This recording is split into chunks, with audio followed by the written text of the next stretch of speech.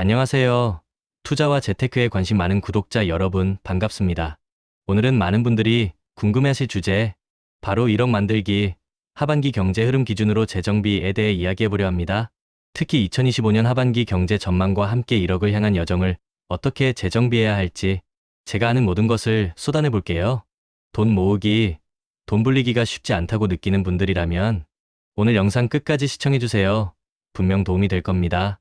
자, 우리가 1억이라는 목표를 세울 때 가장 먼저 생각해야 할 건 뭘까요?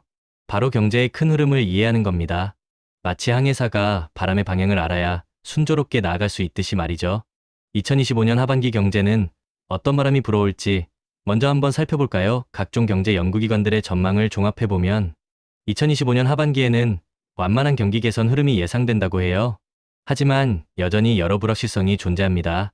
완만한 개선이라는 말은 좋지만 불확실성이라는 단어에 우리는 집중해야 합니다. 수출은 다소 둔화될 수 있지만 내수를 중심으로 경기가 조금씩 나아질 거라는 기대감도 있습니다. 성장률을 보면 산업연구원은 2025년 국내 경제가 1% 내외의 성장을, 현대경제연구원은 0.7% 성장을 전망했고요. KDI는 2026년에 가서야 1.8% 성장을 예상하고 있어요. 숫자가 낮다고 실망할 필요는 없습니다. 중요한 건 이 숫자들이 우리에게 어떤 시사점을 주는지 파악하는 거니까요. 수출입의 경우 미국의 관세 인상이나 미중 무역 분쟁, 세계 교역 감소 같은 이슈들로 인해 수출이 줄어들 수 있다는 우려도 있습니다. 하지만 AI 관련 반도체, 정보통신기기, 조선, 바이오에스 같은 특정 품목들은 오히려 성장을 견인할 수 있다고 하죠. KDI는 상품 수지 흑자를 지속할 것으로 내다봤으니 너무 비관적으로만 볼 필요는 없을 것 같아요. 소비 측면에서는 민간 소비가 정치적 불확실성 완화, 금리 인하, 정부의 경기 부양책 등에 힘입어 소폭 증가할 것으로 예상됩니다. KDI는 민간 소비가 1.6% 증가할 것으로 전망했는데 이는 내수 경기에 긍정적인 신호가 될 수 있습니다. 그리고 투자를 보면 설비 투자는 고부가 가치 메모리 반도체 수요 덕분에 소폭 증가할 수 있지만 건설 투자는 미분양 증가로 인해 감소할 수 있다는 전망도 있습니다. 물가와 금리는 어떨까요? 소비자 물가는 2% 내외의 상승률을 보일 것으로 예상되고 통화정책은 지금과 비슷한 기조를 유지할 가능성이 높다고 합니다. 환율의 경우 하반기로 갈수록 원화 강세 요인으로 완만하게 하락할 수 있지만 수출 부진 같은 변수에 따라 다시 상승할 가능성도 있다고 해요. 산업연구원은 원달러 환율이 1,412원 내외가 될 것으로 예측했는데 이 또한 투자에 영향을 미칠 수 있는 중요한 지표죠. 자, 이렇게 복잡하고 다양한 경제 지표들을 왜 봐야 할까요? 바로 이 흐름 속에서 1억 만들기라는 우리의 목표를 달성할 전략을 세워야 하기 때문입니다. 무작정 돈을 모으기만 하는 시대는 지났어요.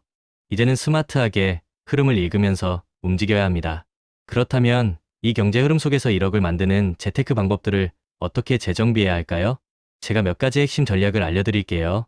첫 번째는 가장 기본적이지만 가장 강력한 방법, 바로 소득 늘리기 및 소비 줄이기입니다. 1억을 모으려면 일단 씨앗을 뿌려야 하잖아요. 부업을 통해 추가 소득을 만들거나 불필요한 소비를 과감히 줄여 저축액을 최대한 늘리는 게 중요합니다. 틱을 모아 태산이라는 말이 괜히 있는 게 아니죠. 두 번째는 저축 습관입니다. 월급이 들어오면 무조건 저축부터 하고 남은 돈으로 생활하는 습관을 들이세요. 선저축 후 소비는 모든 부자들의 공통점입니다. 정기적금을 활용해서 꾸준히 저축하는 건 기본이고 예금 풍차 돌리기처럼 만기가 돌아오는 예금을 재투자하는 방법도 현명한 선택이 될 수 있어요. 세 번째는 분산 투자입니다. 만약 연봉이 4천만 원 이상이라면 이제 저축만으로는 부족할 수 있습니다. 부동산, 주식, 채권 등 다양한 자산의 분산 투자에서 수익률을 높이는 전략이 필요해요. 특히 ETF 상장기수 펀드는 소액으로도 분산 투자를 할 수 있는 아주 좋은 도구이니 적극적으로 활용해보세요.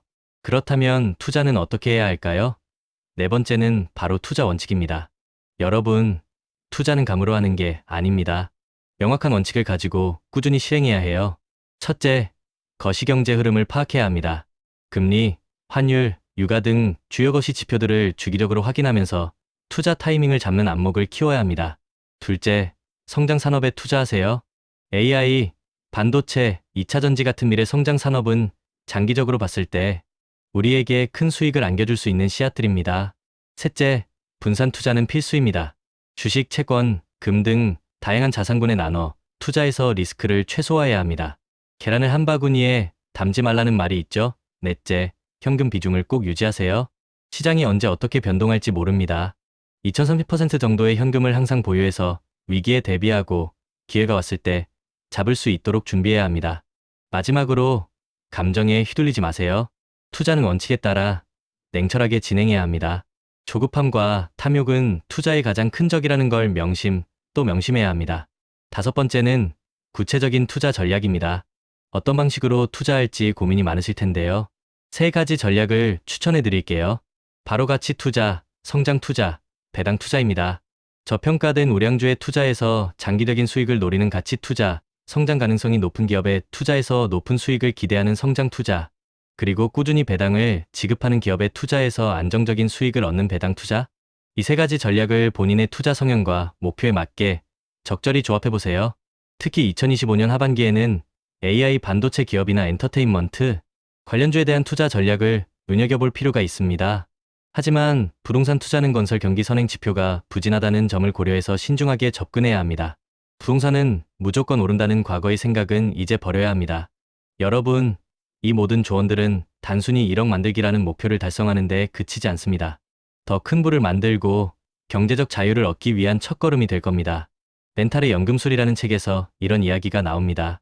부자의 그릇, 빈자의 그릇이라는 말처럼 우리의 그릇을 키워야 더 큰 부를 담을 수 있다는 거죠. 처음엔 몇십만 원의 손실에도 머리가 띵했지만 꾸준히 공부하고 경험을 쌓으면서 몇천만 원, 나아가 수억 단위의 변동에도 평정심을 유지하게 되는 것이 바로 그릇이 커지는 과정입니다. 이처럼 단단한 갓바를 갖추게 되면 경제 위기가 와도 흔들리지 않는 강한 투자자가 될 수 있습니다. 여러분, 우리는 시간을 무기로 삼아야 합니다. 거대 자본이 할 수 없는 장기 투자를 우리는 할 수 있습니다. 중간에 변심하지 않도록 강력한 마인드셋을 구축하고 인생의 중요한 이벤트들을 예측해서 각 시점에 맞는 투자 기간과 전략을 세워야 합니다. 또한 예측할 수 없는 리스크에 대비해서 속성이 다른 자산 23개로 분산 투자하는 것도 잊지 마세요. 제가 비트코인, 테슬라, 그리고 서울 부동산을 함께 투자하는 이유도 여기에 있습니다. 부동산은 우리 투자의 든든한 베이스 캠프가 되어주고 주식과 암호화폐는 더 높은 수익을 향한 스노우픽이 되는 거죠. 이 모든 것을 실행에 옮기기 위한 첫걸음은 무엇보다 끝까지 살아남는 것입니다. 아무리 좋은 전략도 중간에 포기하면 아무 소용이 없으니까요. JYP 박진영 씨도 이런 말을 했습니다. 같은 걸 매일 하는 건 지겹다. 근데 지겨운 걸 매일 이겨낸 사람이 결국 성공한다. 투자도 마찬가지입니다. 지겨운 반복을 견디고 리스크를 시간에 녹여 수익으로 바꾸는 것. 이것이 바로 성공으로 가는 길입니다. 오늘 제가 말씀드린 내용들이 여러분의 1억 만들기 여정의 좋은 길잡이가 되기를 바랍니다. 2025년 하반기 경제 흐름을 잘 읽고 현명한 재정비로 꼭 목표를 달성하시길 응원합니다. 함께 성공적인 투자를 이어나가는 동료로서 여러분의 성장을 항상 지지하겠습니다. 구독과 좋아요, 알림 설정은 제가 더 좋은 콘텐츠를 만드는 데 큰 힘이 됩니다. 다음 영상에서 또 만나요. 리스펙합니다.